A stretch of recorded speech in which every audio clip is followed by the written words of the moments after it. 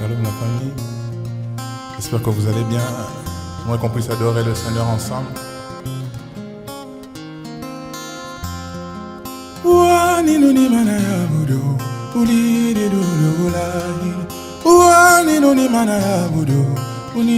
Acte 13 et 39.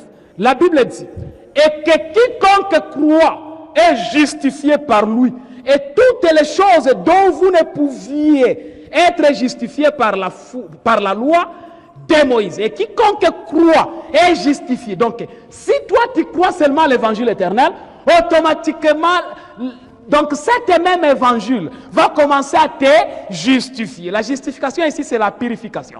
Va commencer à te purifier. Voilà pourquoi chaque fois qu'un saint, malgré qu'il a péché et qu'il vienne à l'église, quand on prêche, il écoute l'évangile, il redevient saint, il redevient encore pur. Donc l'évangile nous purifie selon Jean chapitre 15 verset 3. L'évangile que nous écoutons nous purifie.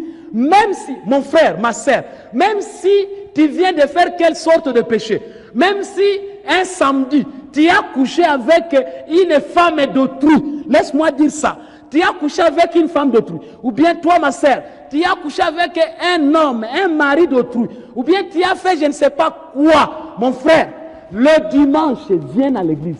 Ne reste pas à la maison parce que tu as péché. Viens à l'église. L'évangile éternel va te purifier.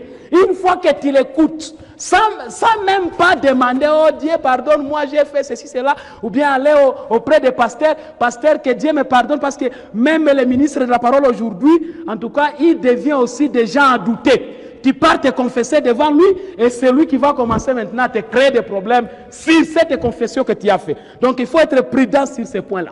Que le Seigneur de gloire vous bénisse. Donc remarquez que une fois que tu crois à l'évangile éternel, automatiquement cet évangile te purifie. Cet évangile te rend pur. Cet évangile te rend quelqu'un qui a droit au salut. Luc chapitre 1er, verset 77. La Bible dit ceci. Afin de donner à son peuple la connaissance du salut par le pardon de ses péchés. C'est-à-dire, la connaissance du salut, c'est ça l'évangile. La connaissance de sa parole. La connaissance de son évangile. Et cet évangile, cette connaissance que j'ai, que tu as, mon frère, dans l'évangile éternel, cette connaissance, c'est tout un pardon de nos péchés. C'est tout un pardon de nos péchés. Donc, ils ne sont pas obligés encore de demander pardon pour que Dieu nous pardonne. Non. En ayant seulement cet évangile en nous, c'est déjà le pardon pour nous, pour toi et moi. Que le Seigneur de gloire vous bénisse. Donc, je suis en train d'écouter cette musique et puis je suis en train de voir vraiment une bonne ambiance parce que si tu crois en Jésus-Christ, automatiquement tu es sauvé. Quand bien même que tu peux continuer à pécher, mais toi tu es sauvé parce que tu as déjà cru à l'évangile éternel. Verset 9 chapitre 19 de Luc. L'écriture dit, Jésus lui dit, le salut est entré aujourd'hui dans cette maison. Aujourd'hui, pas demain. Le salut est entré aujourd'hui dans cette maison. Parce que celui-ci est aussi un fils d'Abraham. Celui-ci est aussi une fille d'Abraham. Comme toi, tu es aussi un fils ou une fille d'Abraham. Mais pas tout le monde. Je parle de ceux qui sont rien que dans l'évangile éternel. Que le Seigneur de gloire vous bénisse. Actes des apôtres, chapitre 4 et le verset 12. Que dit la Bible par rapport au salut que Jésus-Christ nous donne? Il n'y a de salut en aucun autre nom. Car il n'y a sous les cieux aucun autre nom qui ait été donné parmi les hommes par lesquels nous devrions être sauvés. Rien que le nom de Jésus-Christ. Le nom de Jésus-Christ ici, frère, c'est l'évangile éternel. Ce n'est pas le nom de Jésus comme tout le monde, oh, the Church of Jesus Christ, oh, l'église de Jésus-Christ. Ce n'est pas une chanson, ce n'est pas un cantique, mais le nom de Jésus-Christ, c'est l'évangile éternel. Actes des apôtres, chapitre 13, verset 26. La Bible dit quoi? Actes des apôtres 13, 26. Homme frère, fils de la race d'Abraham.